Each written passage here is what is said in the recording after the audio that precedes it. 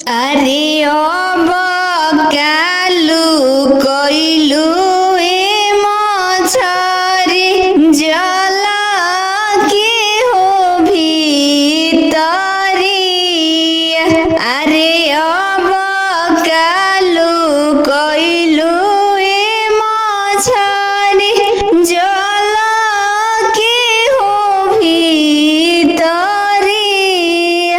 अरे ओइहे मछरी मरवाए मछरी पकड़ के ले हो जाई। अरे ओइहे मछरी मर